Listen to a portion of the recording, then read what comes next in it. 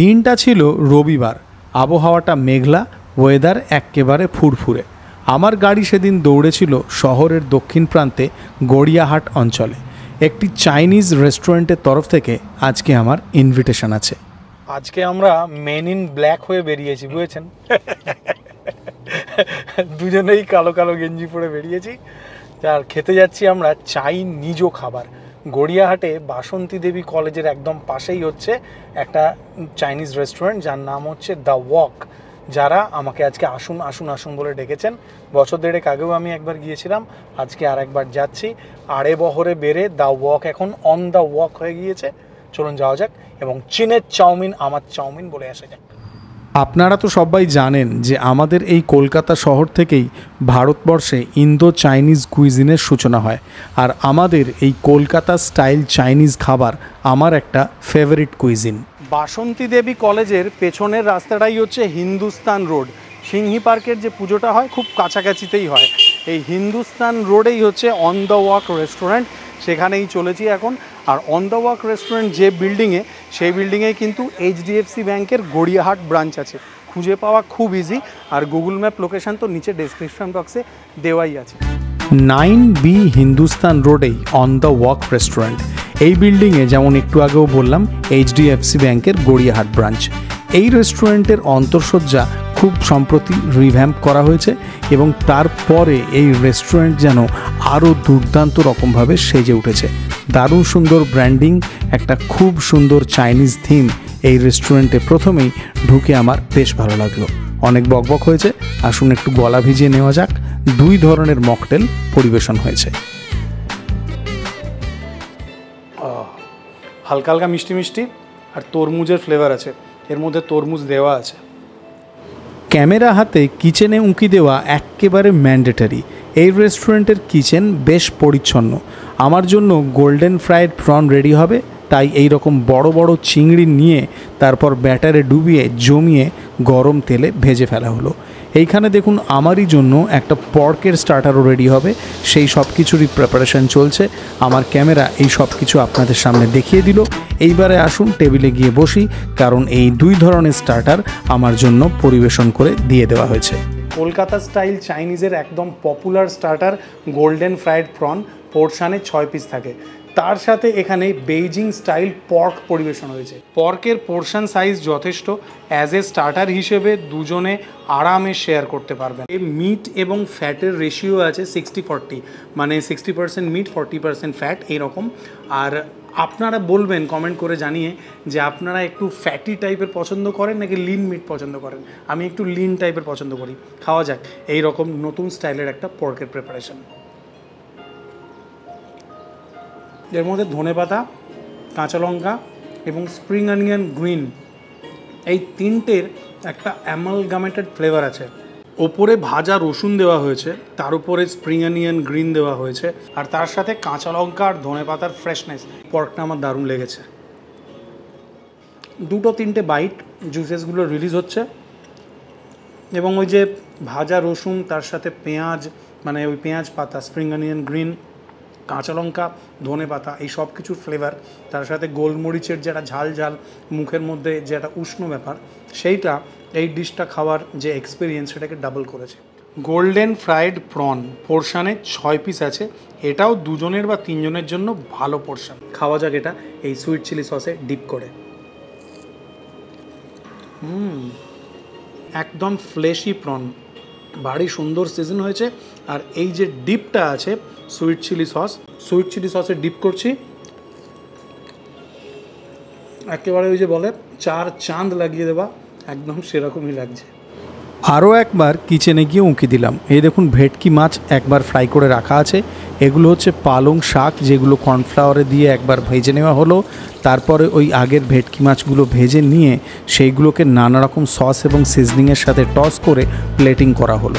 তার উপর ওই ভেজে নেওয়া পালং শাক ছড়িয়ে যখন আমাকে পরিবেশন করা হলো, ডিশটা দারুণ দেখতে লাগলো।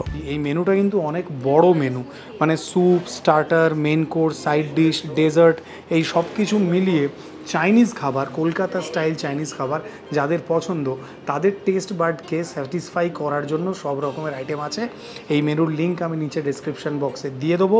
অন দ্য ওয়াক খোলা আছে সপ্তাহে প্রত্যেক দিন সকালে 12টা থেকে, মানে দুপুরে 12টা থেকে রাতে 10:30 পর্যন্ত লাস্ট অর্ডার আছে। এনাদের সুইগি জোম্যাটোর সাথে টাই অ্যাপ আছে। এছাড়াও এনাদের নিজস্ব ডেলিভারি আছে, সেই নাম্বারটা এখন স্ক্রিনে দেখা যাচ্ছে। 3 কিলোমিটার পর্যন্ত এনাদের ফ্রি ডেলিভারি আছে। এইবারে আমি এই স্পিনাচ ফ্রাইড ফিশ ট্রাই করব। পোর্শন সাইজ কিন্তু এনাদের বেশ জেনারাস, এখানেও বেশ অনেকগুলোই ভেটকি মাছ আছে। পালং তাকে এনারা কর্নফ্লাওয়ারে কোট করে ভেজেছেন, তার একটা ক্রিস্পি কুড়কুড়ে ভাব আছে। মাছের সাইজ যদি বলি সেটা কিন্তু বেশ বড় সাইজের মাছ আছে, হালকা কোটিং আছে, রসুন লেগে আছে।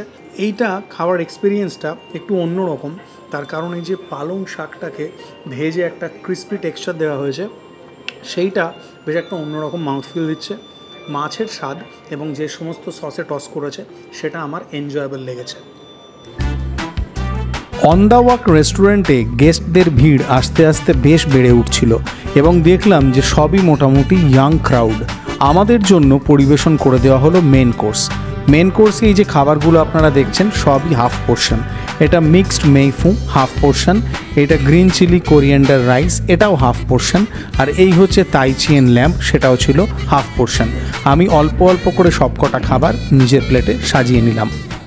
আমি নিজের মতো করে অল্প অল্প পোর্শন সার্ভিস করিয়ে নিয়েছি। গ্রিন চিলি কোরিয়ান্ডার রাইস এটা মিক্সড আছে, এর মধ্যে এগ, চিকেন, প্রন এই সব কিছু আছে।